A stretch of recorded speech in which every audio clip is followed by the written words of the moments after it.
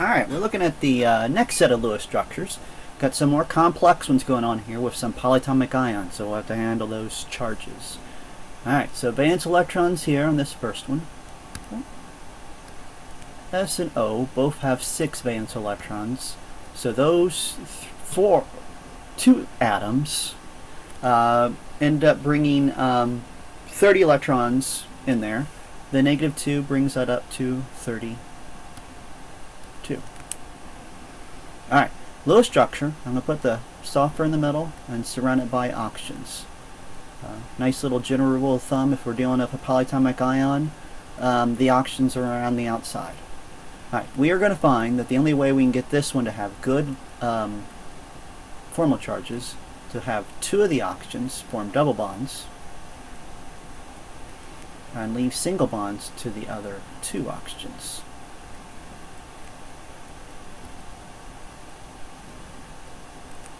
Alright, going to give us a -2 formal charge. Or the formal charges would add up to -2, which is the same as that charge. Alright, formal charges here.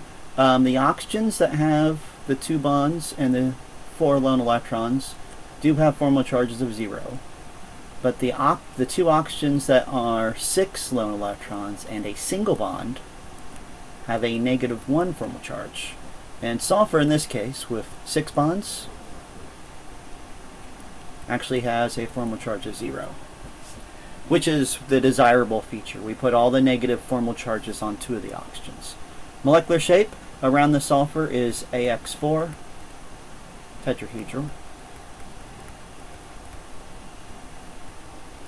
Now I'm going to skip this for a moment. I'm going to look at resonance. This thing does resonate. These double bonds move around, so at any given time it almost looks like the oxygens and the sulfur have like a 1.5 bond, because those 2 double bonds and 2 single bonds resonate. Because of that, we have 4 of the exact same type of bonds around a tetrahedral thing, so this is a nonpolar molecule. Alright, next one is NO3 negative nitrate. So nitrogen brings 5 electrons, each of those oxygens brings 6, so we have 24 valence electrons because the negative brings us up another electron. Alright, I'm going to start with 3 oxygens around there. Now, if I start distributing all the oxygens, I'm going to get to a situation where I would end up having 6 here. Around this one, and wouldn't have a complete octet on the nitrogen. We're going to find that if we actually do that, we're going to actually end up with better overall formal charges. Alright, what I mean by that, those 2 oxygens are still 2 totally different formal charges. The other oxygen is 0, and the nitrogen actually with 4 bonds has a +1 formal charge. So we have a situation where we have -1 here, +1 there, and -1 on this other one. There's nothing we can do about it in this case, because I can't actually make another double bond to the nitrogen without having the nitrogen break the octet rule. So we're going to be just unhappy with regard to getting the formal charges really much lower. Alright, shape AX3, trigonal planar.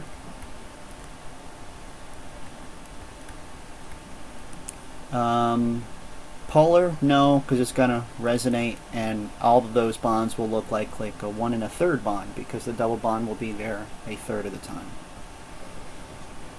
Next one's real easy. CO2, 20 valence electrons.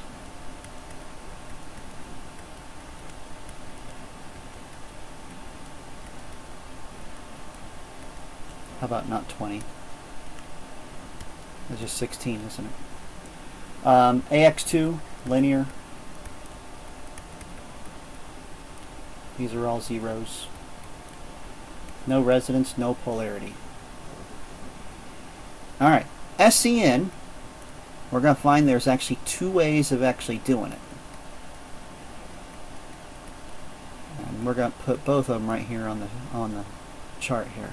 The negative's going to bring 1 more electron in there, so we have 16 valence electrons. I'm going to do my first one, my first structure, looking just like that one up there with the CO2. Because it does actually have that as a possibility. Now, if I check my formal charges there, the S and the C both have a formal charge of 0, and the nitrogen has a -1 formal charge.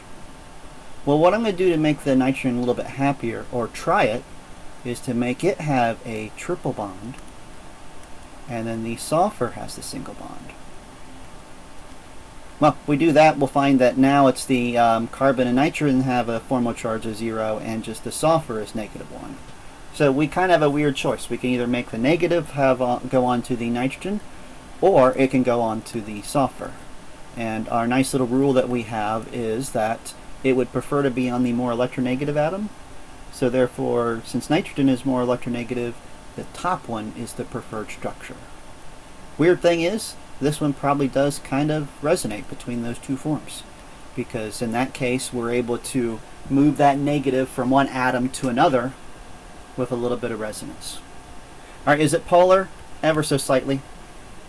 Sulfur and nitrogen are not exactly the same electronegativity, so the polarity is going slightly towards the nitrogen. Shape is AX2 linear. Alright, next one is HNO3. And we're going to see that it has 24 valence electrons. Matter of fact, its Lewis structure is going to look a lot like the NO3 up above.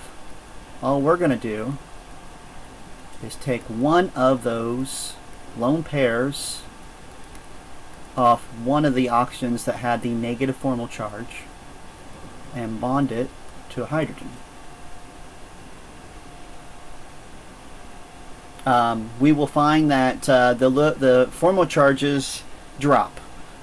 We have a bunch of zeros except for the oxygen with 6 lone pairs and a single bond, which is a -1, and the nitrogen with 4 bonds. Everything else in that molecule has a formal charge of 0.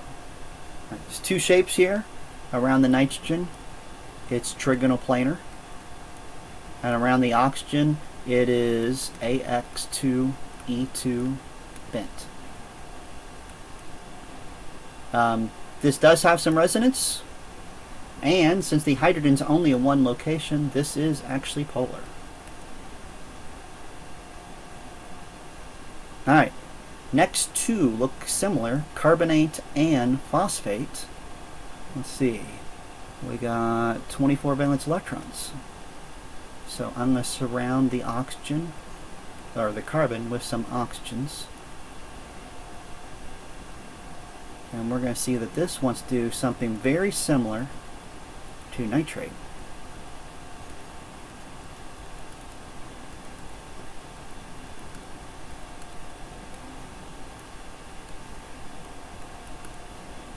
Got 2 oxygens that have a -1 formal charge.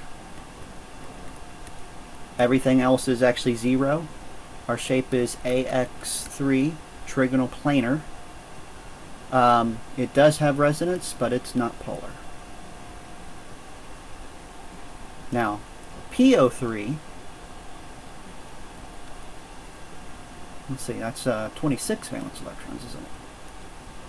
It's going to have a similar shape, but the big difference here is the phosphorus is allowed to break the octet rule. Let's see. Oops. Yeah, alright, I got a single bond, a double bond, or a pair of electrons. I think I'm going to leave this as a single bond. Let's see what that does to the formal charge, because oxygen here would be 0, oxygen here would be 0. A phosphorus with 1, 2, 3, 4, 5 bonds and a lone pair.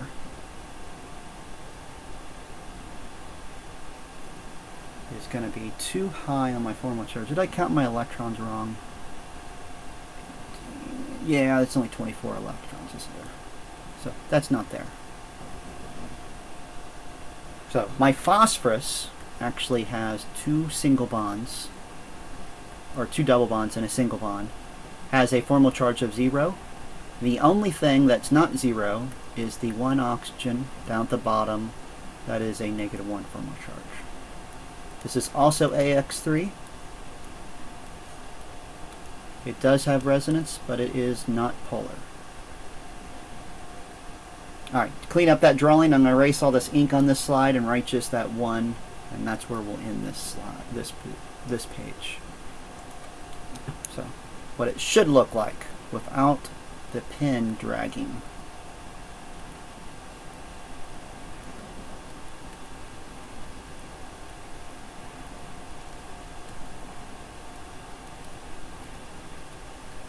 That's better with the negative.